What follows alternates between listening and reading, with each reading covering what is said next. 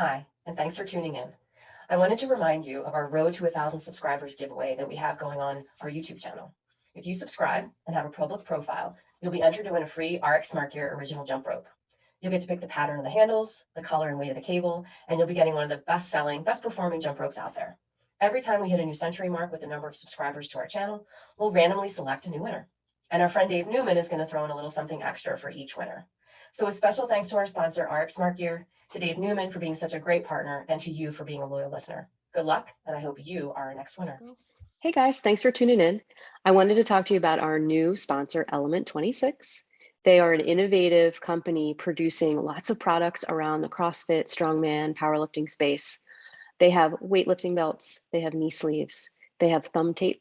They have these cool little straps that go around the bars when you're trying to attach a bar to the rig and maybe using it for low bar work, like pull-ups for little kids, or some modifications for like bar muscle ups when you're trying to teach someone to do them. And you know how you wrap those rubber bands around the rig and the J hook to kind of keep everything straight? Well, they've made straps for that. And they're straps kind of like the straps you use for rings.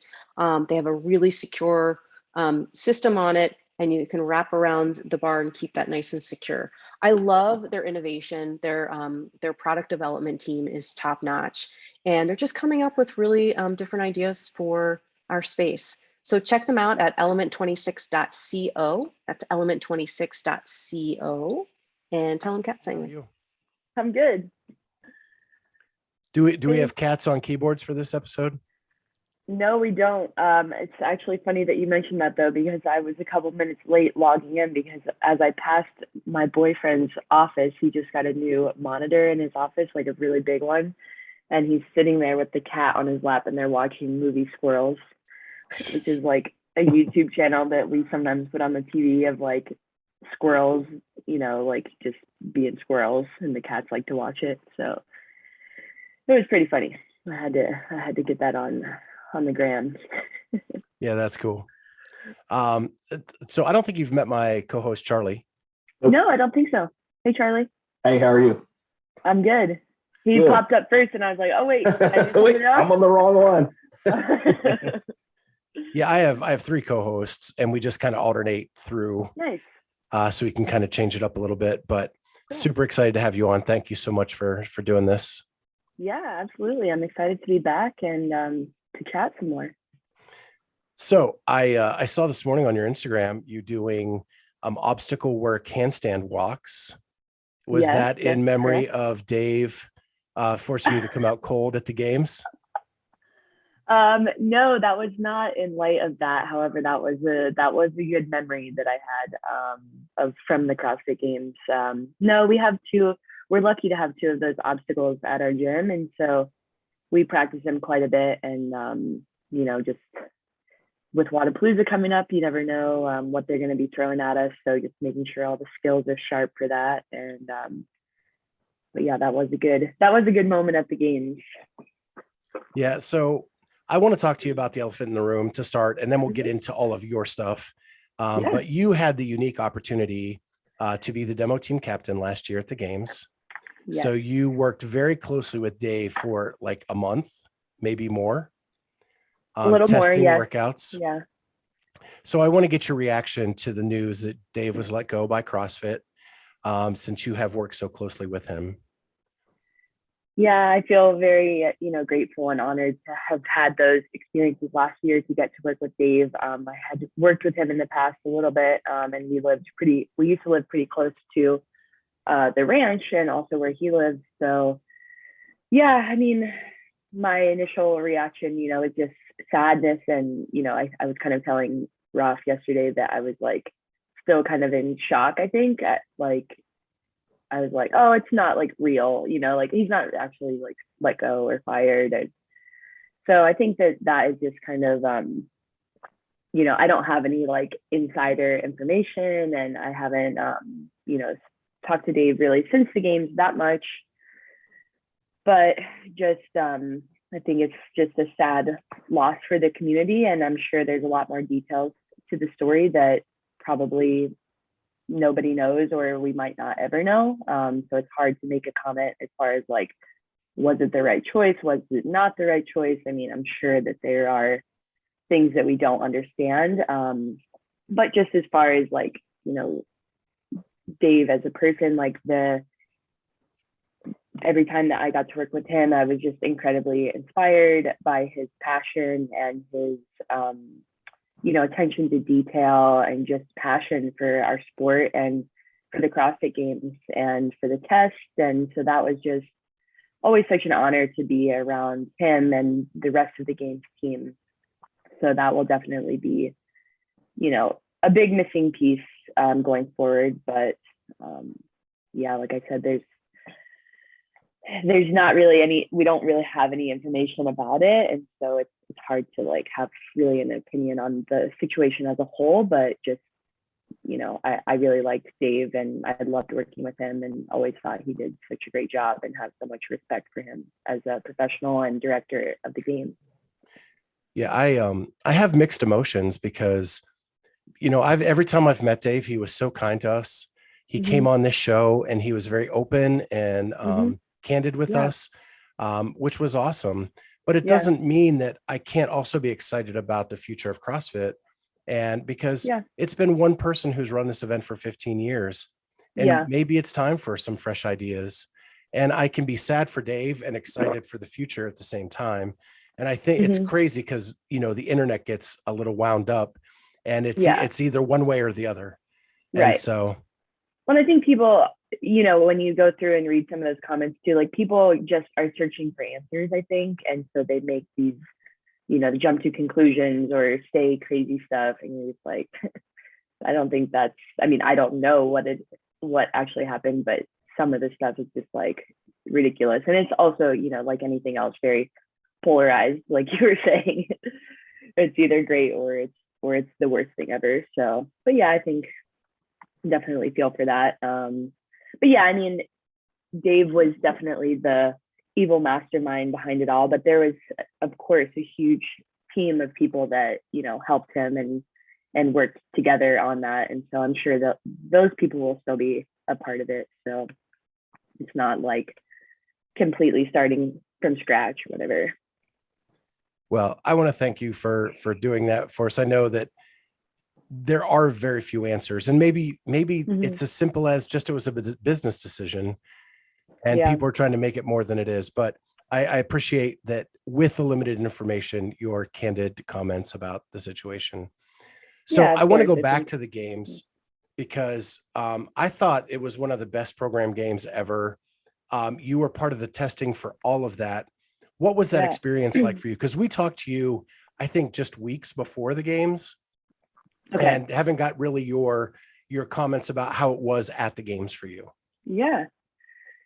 So I can't remember exactly what I said in my last podcast, but basically right after semifinals, I got a call from Dave. Like I said, we used to live really close to the ranch, so it was easy for me to go up there or down there. I'm sorry, and just start working on the workouts.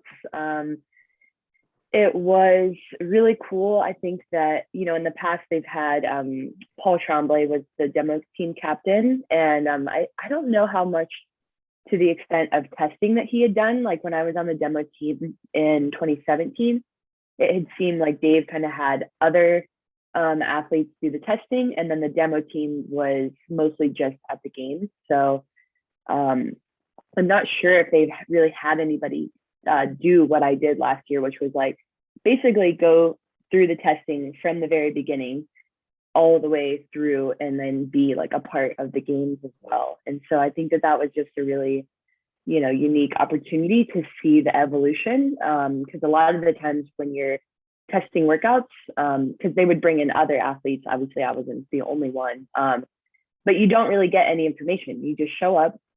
You get a random email from Wilson or Lucas. You show up and Dave's there and he's like, all right, warm up to do this. And like, that's all the information you get. Like the workout usually changes. He'll make tweaks on it. And that's stuff that you don't really see. But since I was there for such a long period of time, and then obviously at the games too, it was really cool to get to see that how the workouts evolved, changed, and fit all together into this like perfect puzzle at the end. And also just being there for the rest of the demo team and getting to see them go through the workouts that I had done so many times. You know, you kind of understand their pain, and you're also like, yep, it's your turn to suffer now. So that whole experience was really fun, and we had such a great demo team too. Like everybody was super hardworking, but also really fun, and just like we had such a fun time there. And I just told them all, I was like, just be ready for anything, and they definitely embodied that, and just did such a good job of like rolling with everything that Dave needed us to do. So I know you. So you said that you got a chance to kind of watch some of the other athletes go through those things. Does that? Oh yeah. Does that kind of light a bigger fire under you for the following year? You know, seeing, okay, here's where I'm at, here's where they're at. I'm right in that mix. I just want to grind a little harder. Yeah, I think so. Especially like getting to see the games workouts this year. Like I think, you know, I think those would have been good workouts for me. And you can never pick the workouts that you get to do. And, you know, typically, you know, the Open has like certain styles of workouts, and the regionals or semifinals have like certain styles of workouts, and so does the games. And I think that just because I've been doing the sport for so long, I have that experience. So like the more workouts, the better for me, and like the higher skill type of stuff that you usually see coming out at the games, like the pegboards, like the freestanding handstand push-ups, the obstacle course. Stuff like that is what are some of my strengths. And so stuff like that, it's like, yeah, it does really like excite me. And, you know, in a way, like I feel like, oh, I wish I could be out there. But at the same time, like, I know that I have to like earn my spot to be there and go through all those levels of the competition and just keep improving on my weaknesses, you know, really. And the things that are holding me back from getting to that level. And really, like I said, just got to earn it to be there. And I was grateful to be there in the capacity that I was. But yeah, still definitely motivated to get there as an athlete and be able to showcase what I can do on the competition floor as well. You're muted, Scott. You're on mute.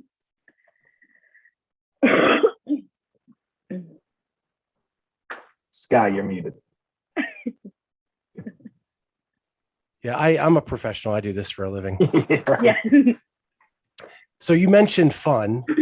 And I would say that was a capital F, capital U, capital N underlined with the crew that they put together for the games. Oh, yeah. Every time I bumped into you, you were laughing and smiling. So how much fun did you all have? I mean, yeah, I think it's just such a unique opportunity for all of us athletes to be at the competition. Most of the athletes who were on the demo team have competed at the games, and so they've experienced it in that like stressful, you know, like serious environment. And then you know, even for myself, like just anytime I compete, it's a little bit more serious, but it was very much like getting to experience the games in a unique way, and still get to go through, you know, the pain and the suffering that we all, you know, hate to love secretly, and get to do the fun things like out on the floor and seeing how everything comes together, but without the pressure of like having to perform a certain way or having those expectations on yourself. And in a way, you know, like we all kind of knew the workouts before they were released, a little bit before, you know, for testing and stuff. And so you're kind of like bonding over that too, because, you know, most of us are friends with the other athletes, but of course we can't like talk to them about the workouts. Even once they are released, we're not really like, we can't talk to them about like strategy and stuff, because that would obviously give them like an unfair advantage. So it really is like you have this like bonding moment between the team, and just we're together all week, like basically from the time we wake up until we go to bed, because the days are super long. We're getting there really early and then hanging out until like basically everybody else goes home. So yeah, it's just you bond and you have a lot of fun, and we're all athletes too, so we all live very similar lifestyles and can laugh at the same, you know, things about CrossFit and training and all of that. So just a unique bond, and it was such a fun group of people. You know, we were singing all the time and dancing and playing games and having fun. It was so cool. So do you guys do kind of what us CrossFit nerds do, and like, oh, okay, I think T is going to do great in this one, but this one's going to do it, and kind of gauge each other on who you think is going to do well? Of course. Yeah, of course. So my question is, because you're the captain of the team, and then you have something happen like Tola and Christine being called out to do the snatch event, to demo it. Mm-hmm. Yeah. Do you root for your team to beat all the field? Well, no, I don't think it's necessarily like that. I mean, I think everybody loves to see big weights going up, and kind of like I was saying with like showcasing those, you know, my own skills. Like I know that Tola and Christine are some of the strongest like in all of CrossFit, and so it was just really cool to get them, like, to watch them do like their thing and like throw around the big weights. And you know, nobody's like, everybody knows that it's different when you're in a competition. You've done events before and after, it actually means something. And so like it's more just for fun and to get the crowd excited and to get to showcase their amazing strength and abilities also. And so every athlete we've talked to since the games has talked about the assault bike, a thruster, or was it a thruster? Snatch. No, snatch. Yeah. Assault bike snatch workout. And poor James and Con had to do that how many times? And then he made them do it on the floor? Oh, no, they only did it once. Okay. Yeah.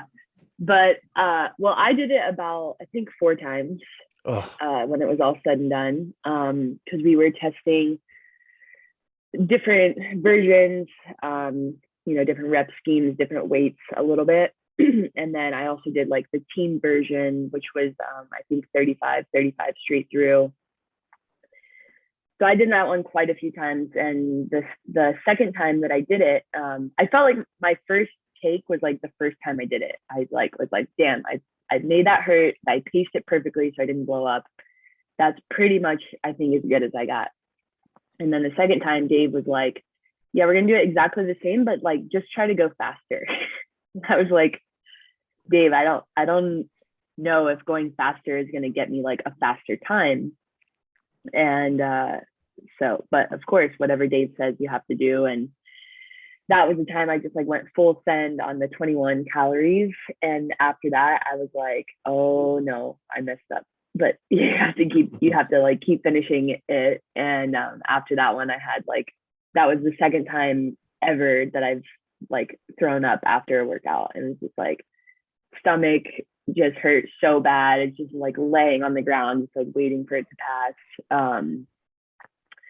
But so from all of my traumatic experiences with that workout, we kind of made a joke that everybody who had come through like that month or two before the games, he pretty much made them do that workout. And so we started to joke that it was kind of like an initiation workout if you were like a games testing athlete. And so when we got to Madison, I was like, hey, Dave, like that workout was obviously already like figured out at that point. But I was like, hey, Dave, I think you should make the rest of the team go through the initiation. It's only fair that way. And because Christine had already done it too. And I think China got there a little late, so she got lucky and got out of it. But the 3 boys were there. And so he didn't tell them what was going to happen. And I don't know if they told you the whole story, but he like mysteriously called us out to the Coliseum floor one night, and Rogue had like set up the whole floor, like just like they did for the athletes. And I was like, oh, this is actually kind of cool. Like if I had to do it again, I don't want to, but it would be cool to do it. And it's like, you know, on the floor. And so he made them all three race and do it. And it was fun. It was fun to see them suffer and go through it. And then that was, you know, another thing. And that's not to like jump around, but I think that's why, you know, CrossFit is, for anybody, is so much fun, is that like collective suffering, you know, like even if you just go to your CrossFit class, you have your friends there and you're like, man, we all did that together. And like, it's really, really sucked and we were hurting, but we got through it and like we got better, and in a way that was fun. And so I think it's like that same feeling that anybody who does CrossFit or any type of group class can relate to. And like after they did that, it was like, yep, all right, you guys know what it's like too. Yeah, Dave actually used that story when he was on with us, Yeah. about how he made you do it different ways. Yep. To kind of see the effect, if someone did try to sprint it. Yep. Yeah. So yeah, it wasn't so a good you strategy for me, at least. Yeah. So now we'll move on to your big move. Yep. We kind of knew about it when we talked to you last time, but we couldn't say anything. Yeah. But you have moved to Vegas. I have. And you are with the Underdogs crew. Mm-hmm. So how did all that go? How did it come about? Is that what you're asking? Or just how did it go? How did the move go? Yeah. Well, I'll tell you how it came about because it's kind of a funny story too. But I basically last year was training by myself. And I was like, you know what? It's been like, I've just been in my garage all by myself. I just need a change of scenery. I was friends with Bethany through Born Primitive, and I knew that they had their crew out here. And I was like, hey, do you mind if I come over for a few days to train and just like, you know, switch it up? And so I came out with like no expectations or intentions or anything. And literally after the first day, I was like, I have to move here. Like there was just something about the community and the training environment that I just knew that I needed. And so I called up my boyfriend, Roth, and I was like, hey, we got to move to Vegas. He was like, okay, what? And so that the rest is kind of history. Like we were just basically knew that we wanted to do it, but we're just waiting on the right timing as far as like his job and the season and everything else. So that ended up working out after the games just because the season got super busy with semifinals and then testing, obviously, and then the games. And so we decided to pull the trigger after that and have been here now for about 4 months and we're loving it. It's just, you know, I had been to visit a few times, so kind of knew what to expect, but getting to live that every day, it's just like so much more enjoyment too. For the same reasons that I was talking, you know, with the demo team, is just like, it's something that you're doing all day, almost every day. And you're sharing that experience with other people who have similar goals, who are trying to do the same thing as you. And, you know, they're also better than me. And so that I, you know, really look up to them and they're inspirations to me. And we all, you know, share like, not secrets, but just like, you know, when other people are doing those things, like, you know, training, warming up properly, cooling down, doing the recovery, nutrition, like all that stuff, it just makes it so much easier to be like, oh yeah, like I'm doing that too. And just like all elevating each other as well.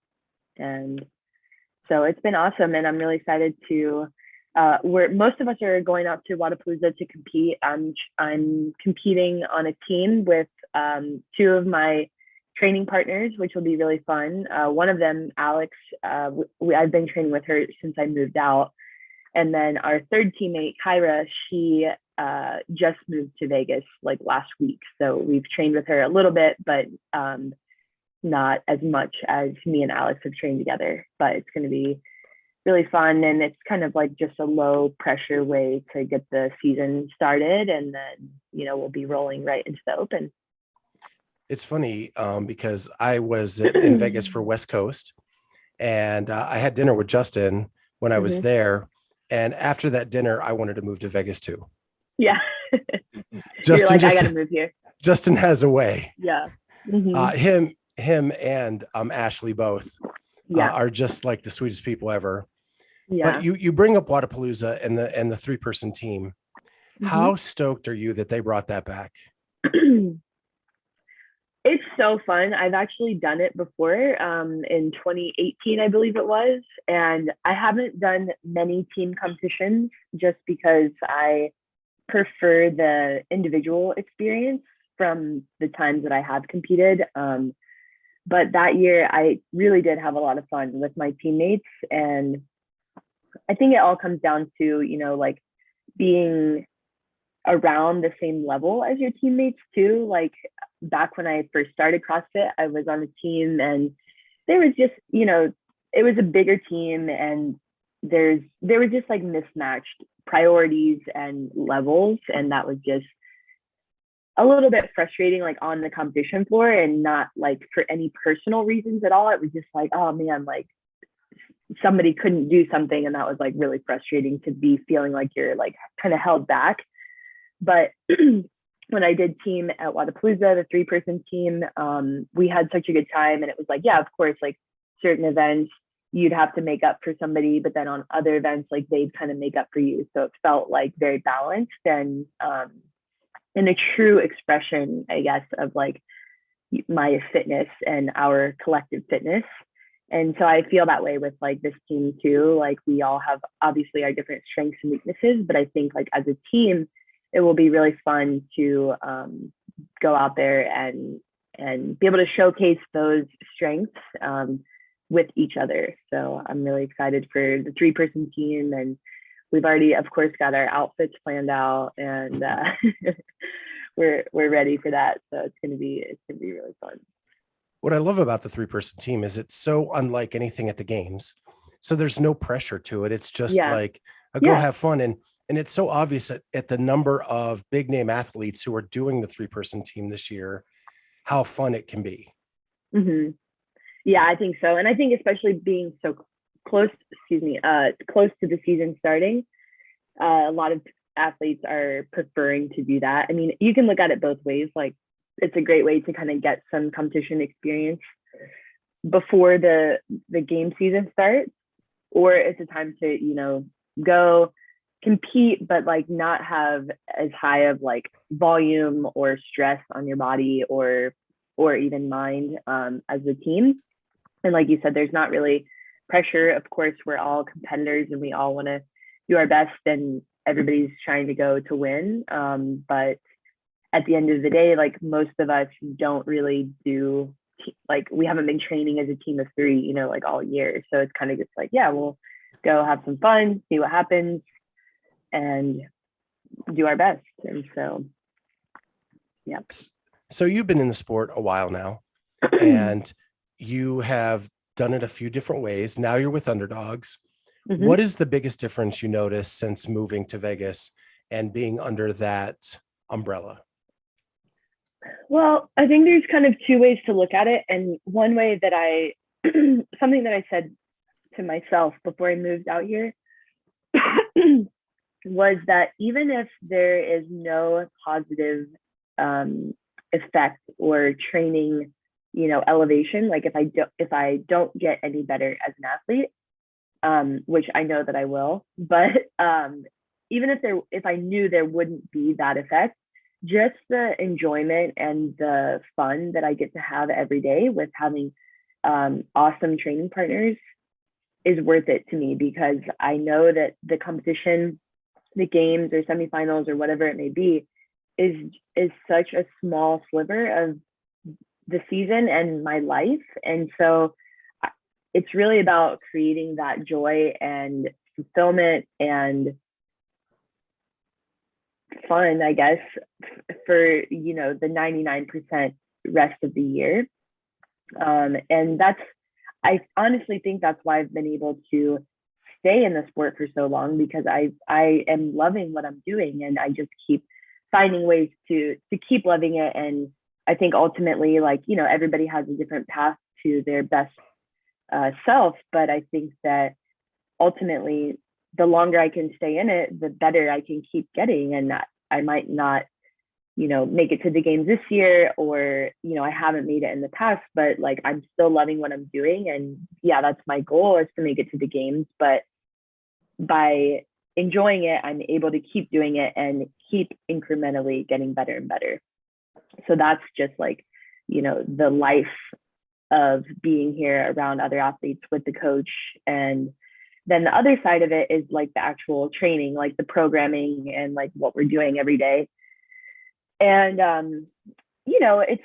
I don't think that being in the sport for as long as I have, I really don't feel like there's like a secret program, that's going to like get anybody to the games. Like, first of all, everybody is a completely different athlete. They have different backgrounds coming into the sport, different strengths, weaknesses, different training ages, different potentials in certain areas. But I think that one thing that Underdogs really focuses on a lot more than what I have in the past is just like the monostructural pieces and the cardio. We do 6 of those every week, and that's a lot more than I've ever done. And so I think that for me, especially, I'm a little bit smaller athlete, and my training age is older because I've been doing it for so long. So yes, I'm hoping to continue to keep getting stronger, but I'm never going to be as strong as Danny Spiegel or some of those girls that are just bigger than me, and they're way, way stronger than me already. I hope to keep hitting PRs, but that's just the reality of it. And so for me, like that fitness aspect, or the cardio, like engine side of it, is where I feel like I have the most untapped potential in improving as an athlete. And so I feel like that has really made a big difference, even on the strength side. So like, I might not have PR'd by 20 pounds, but if I can repeatedly hit my 90% or whatever it may be, I think that can make a big difference. And then also on top of that, just the environment of, pushing yourself and seeing what others can do easily. We actually just had this conversation yesterday. We were doing that handstand obstacle course, and we were kind of like messing around with it. They're doing some freestanding handstand push-ups, and the boys were kind of like struggling a little bit. And so I was like, let me try. And I just like went out and did it. And then right after I went, Ricky went, and he was like, oh, I was like, thank you for just showing me like that it was possible, kind of, in a way. And I thought that, obviously that was a compliment for me, but I really feel that with the other athletes there too. It's like, sometimes when you're by yourself, it's easy to be like, oh, this is so hard, or like build it up in your head to seem a lot more difficult than it is. And then when you see another athlete, whether it's doing a skill or doing a Metcon or doing a strength piece, do it seemingly effortlessly, or just do it at all, you're like, oh, okay, like I can do that. It's like the 4-minute mile, right? Or whatever. Like, it's just having that, seeing other people doing it is inspiring, and also just helps you also rise up. So yeah, I kind of forget what the initial question was, but what I'm liking out here in Vegas, and I think there's so many aspects of it, and I'm really excited to get the season started and see how it plays out. So you started your answer with the fact that coming in, you're saying if I don't get any better in the competitions, right, at least I'm enjoying the day to day. Yes. Yeah. And that's, first of all, that's an awesome mindset. And I love that that's what you have. Secondly, isn't that mindset kind of what helps you do better in the competitions? Yes. And that's something that I've been really exploring these last few years as well. I think when you're new, and when I was new in the sport, I don't want to be speaking for anybody else, but when I was new in the sport, it was so easy to stay motivated when you're like continually seeing like huge leaps in progress, whether that's PRs or, moving up on the open leaderboard, placing better at regionals. You're like, okay, like I can see, like I have a goal, I can see that I'm making incremental improvements to get there, and I'm pretty much going to get there by like this point in time. And so for me, when that like kind of stopped happening, it was kind of confusing, and it really tested my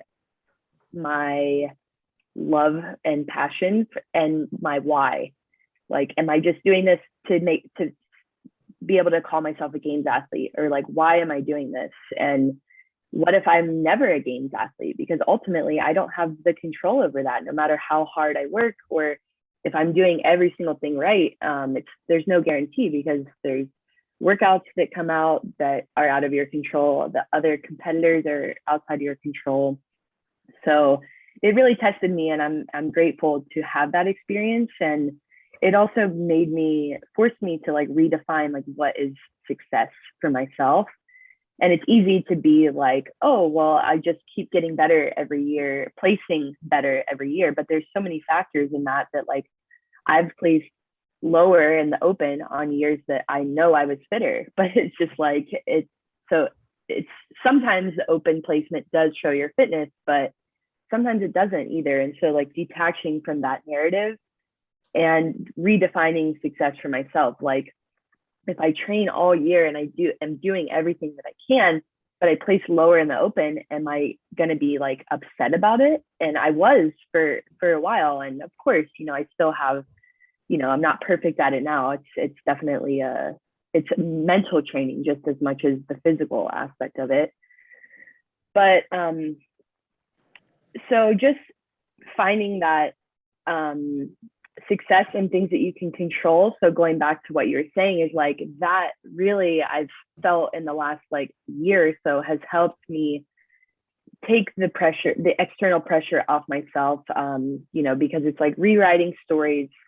Like, if I don't make it to the games, I'm not a legitimate athlete or something like that. And so that is something for myself that I really struggle with. And so constantly practicing on like, okay, well, what is my definition of success that's in my control, and what can I be taking action on to like make that come true? Because it's easy to just like wish for something that's outside of your control, but then you can't really take action towards that if it's not in your control. And so it keeps my mind focused on the things that I can do, and there's a sense of fulfillment from that too. So like this year at semifinals, I didn't obviously make it to the games, but I felt like it was one of my best seasons physically and mentally, because I just really enjoyed the experience of competing. And I felt like that allowed me to express my best self on the competition floor as well. And I just wasn't good enough this year, and that's fine. Like, that's why I'm, moving and trying to figure out like what else can I uncover to keep tapping into my potential and become the best athlete that I can. But still having that sense of pride and, encouragement for myself. Like, what I did was really freaking awesome. And just because I didn't, can't say that I'm a games athlete doesn't mean I'm not a worthy athlete or person, and I think we're all kind of like searching for that meaning in our lives, and being able to define what that means for us that's inside of our control, I think I've found to bring myself a lot of fulfillment and joy. And again, back to the longevity thing, if I was constantly hating competing and I put all this pressure on myself and was always disappointed, like that's really easy to be like, I'm not doing this anymore, because all it's bringing me is disappointment. And I was definitely there for a while, and I feel like, not that I've figured it out now, because like I said, it's still a practice, and I definitely still struggle with that. But just something that I'm at least aware of it now, and I can start, working on it and making steps towards that. Well, 2 comments to that. If anybody saw the second half of the West Coast Classic, they know you're a legit athlete. Yeah, thank you. And 2, I think that is great advice for everybody in CrossFit, not just elite athletes. Mm-hmm. I know I started in 2011, and, the PRs are few and far between now. Yep. right? And so you have to find your love for doing it without hitting the PRs all the time. Yeah. And I think in CrossFit too, like, not to cut you off, but like it's not as easy as like, oh, I'm getting better or I'm not getting better. Cause it's like, well, there's so many stuff that we have to do. And so you might be getting better in these areas where you have more untapped potential. Like I was saying for myself, like the endurance stuff, but I might not be hitting PRs, and maybe like I'm pretty close to my maximum potential on my strength. So it's like, it's difficult to do because it's not as clear as like, oh, I went faster, you know. It's very confusing. Yeah, I was just going to say, an athlete like Charlie, who's just naturally incredible, Wow. you know, he doesn't see PRs ever because he just came into the sport knowing it all. Yep. Super mobile, all of the above. And that's dripping with sarcasm. So now I want to talk about Ricky just a little bit, because you seem to be at the epicenter of all the big stories in CrossFit right now. So Ricky comes back. He joins the Underdogs program. He has now moved to Vegas, at least temporarily. What has that been like? And I'm gonna let you know up front, like, Charlie and I are big Ricky fans. We want him to succeed. And so I just want to get your impressions on what you think it's been like since Ricky came to the States. Well, to be honest, I think I've only trained with him 2 days now, because I got COVID on Christmas when I was at home. So I was stuck in isolation for, my 10 days. Me too. Yeah. Us too, and millions of others. So I've been kind of stuck in isolation for the last few days for the most of the time that he's been here. Monday was my first day actually back to the gym. But I mean, what I've seen, like, this was the first time I met him, and he seems like a nice guy, and definitely hardworking. I think that it's complicated, like the situation. Like, I feel like as a competitor, to be blunt, like, he fucked up, and it's kind of like frustrating as an athlete who's, been in the sport trying to do it the right way for so long. And there is definitely like, I'm like, bro, like, you're a cheater, at the end of the day, like, you did that. But at the same time, like, I recognize that it's not a black and white thing. And kind of like we were talking about at the very beginning of this podcast, of like, it doesn't have to be like, love him or hate him. It's like, well, he fucked up. I don't agree with like his choices, but he's now assumingly playing by the rules, and that's what CrossFit says is the rules. Like, you get caught and then you serve your ban, and then you can come back and compete. And so it's not really up to me to decide whether that should be allowed or not. Like, that's the rules that I signed up to play with. So it's like, kind of, you'd have to respect that. And, as a person, like, I obviously believe in giving, people second chances and whatnot.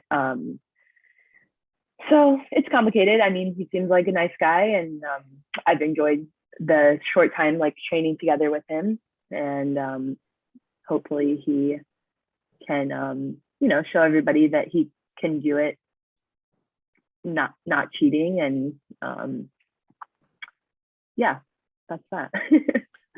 Well, I think it was cool that what you said is he watched you do the handstands and said, "Thank you for showing me that it's possible." Like, there's a humility there that I think people have never associated with him before. Yeah, no, and I think that, like, I mean, I try to not get too wrapped up, in like the comment sections of everything and the drama that's happening. But I think it's easy to paint somebody like that, like, as a villain. And we all know that most people in this world are not 100% good or 100% bad. We all live somewhere on that spectrum in the middle. And so to judge someone's full character by like one action that they did is not fair. And we all have, good and bad moments. And so I think that yeah, as a person and as his character, like I can only speak to, you know, what I've personally seen, and yeah, he's a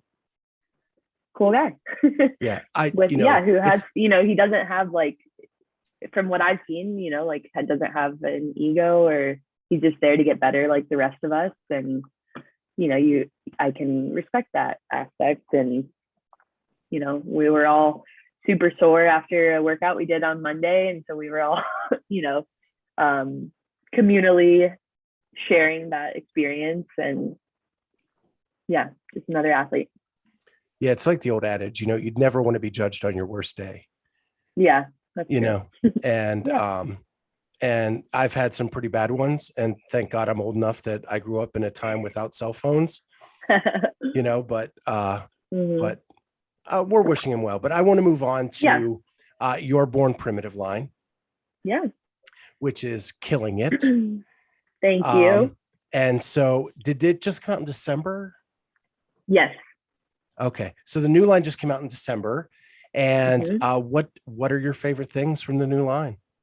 Oh, that's like choosing a favorite cat. You know, you can't say it publicly, right? Yeah.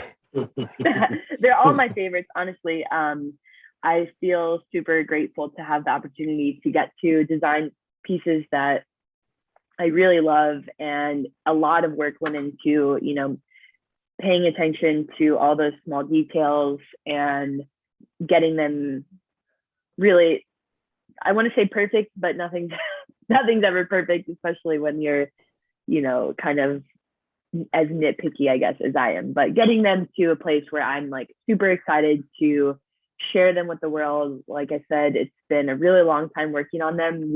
I've been developing some of those pieces for almost 2 years. And so to finally see them, I think that's one of the most fulfilling things about creating collections with Born Primitive, is that I am working on these pieces for so long, and I get to wear them and try them out and fall in love with them.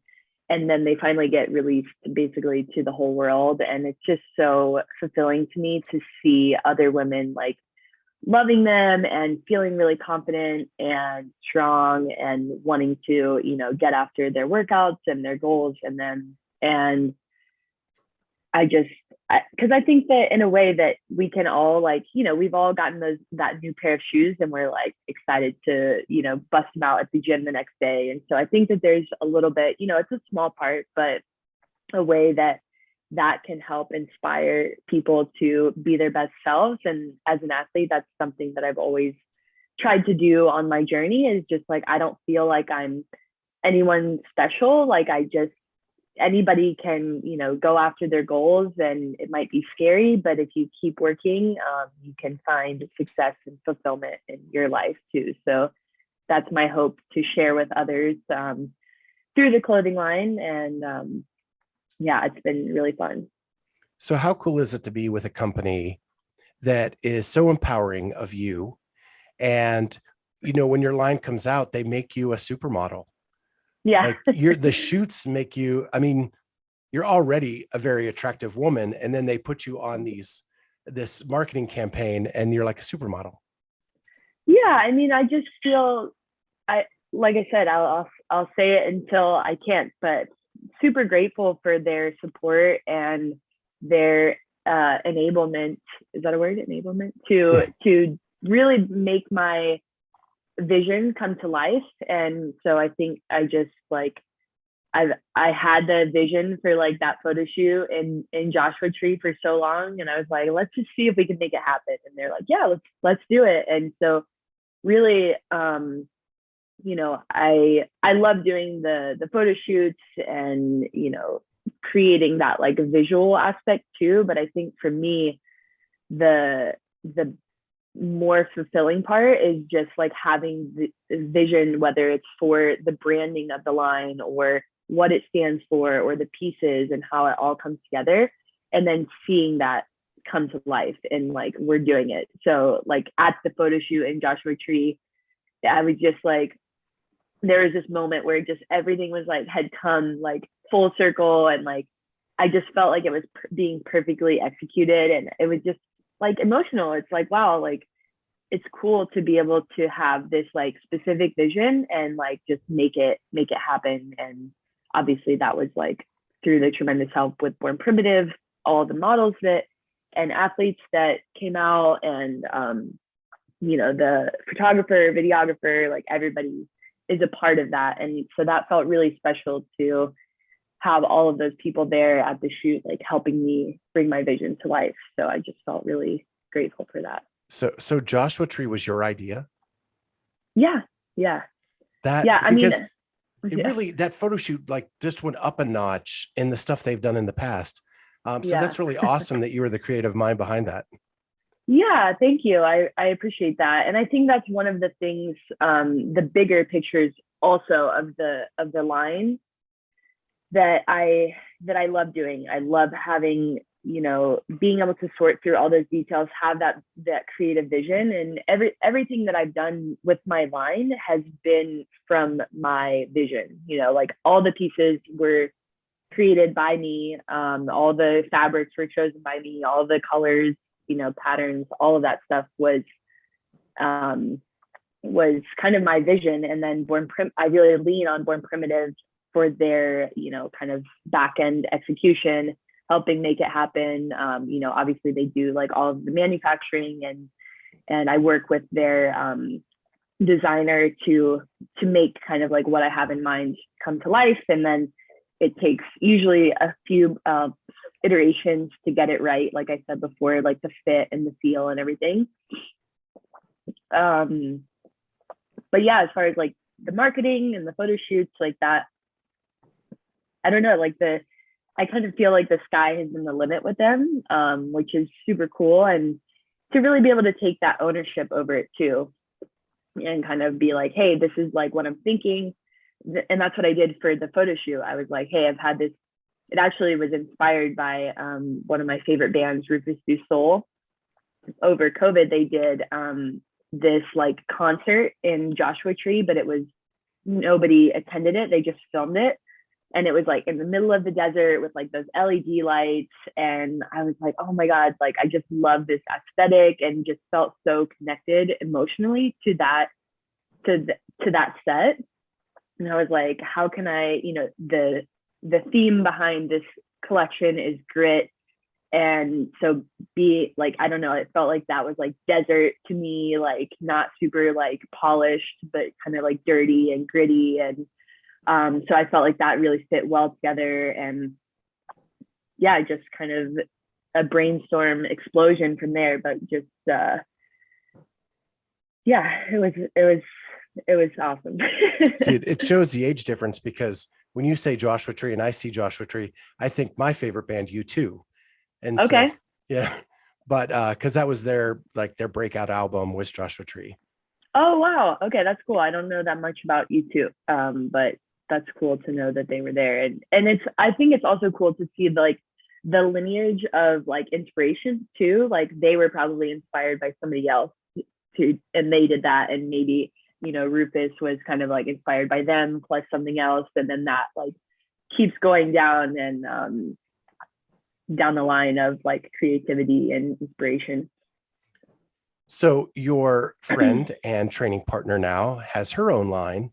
Did you get to mentor at all in that, or did you just let her have fun?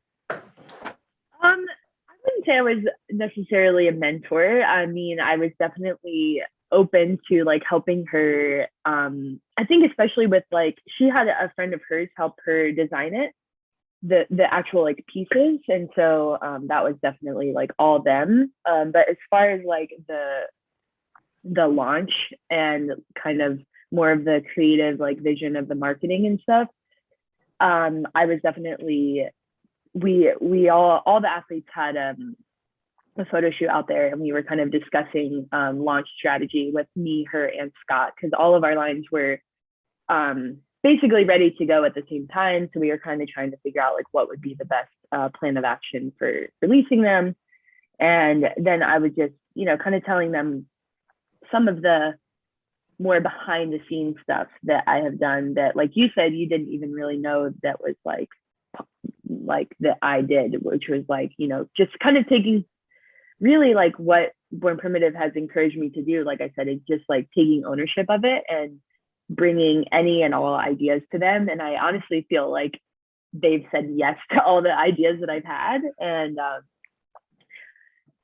I'm super grateful for that. And hopefully that has been, one of the reasons why it's been successful. And I think them having that trust in me too is I feel honored to have that. But just like creating packages for girls who made it to semifinals or Wadapalooza or whatever it was. And so like I would go through the list of like the roster of athletes and like look everyone up individually to see who had clothing sponsors. And if they didn't, then I would be like, hey, can I send you some stuff to wear? And like no pressure to post or anything, but I just know that like it stands behind my mission of like wanting to empower other women and make them feel strong, and just that alone is enough to like want to support other women, and then so that like helps spread the look. And that's just like one small example of just taking ownership of like,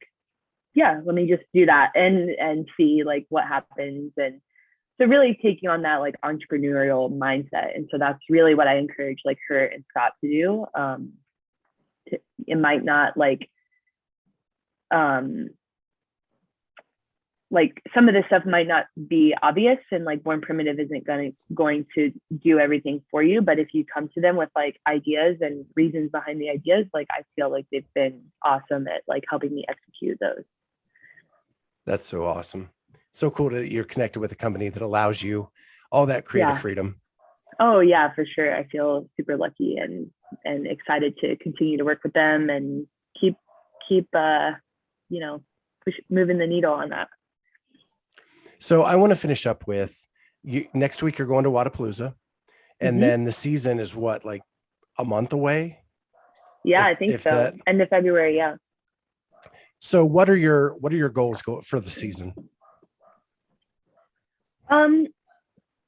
Well, my goal is, like it's always been, is to qualify for the CrossFit Games.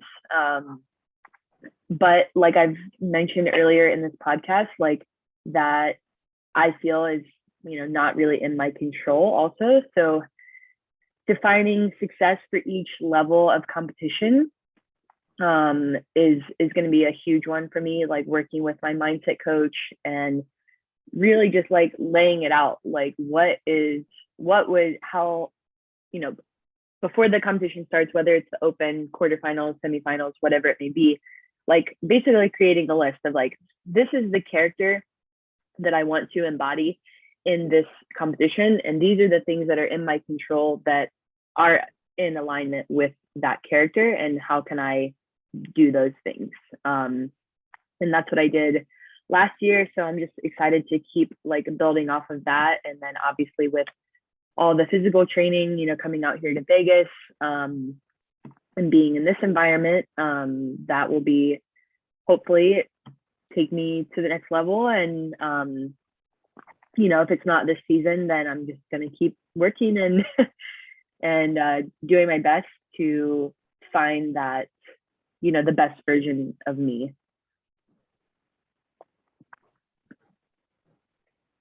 Oh. I am having a heck of a time with the mute button today. So my dog was barking, so I had to mute. Oh, okay. But so I think that's incredible. I love the mindset you have going into the season, and we'll be rooting for you. I want to see you get to the games this year. Thank you. And it's going to be fun watching your journey. Yeah, thank you so much. Thank you for joining us. As always, it's been awesome. And good luck next week in Wadapalooza. Yeah, thank you, Scott and Charlie. Hope you guys have a great day, and thanks for having me on. Thank you. Thank you.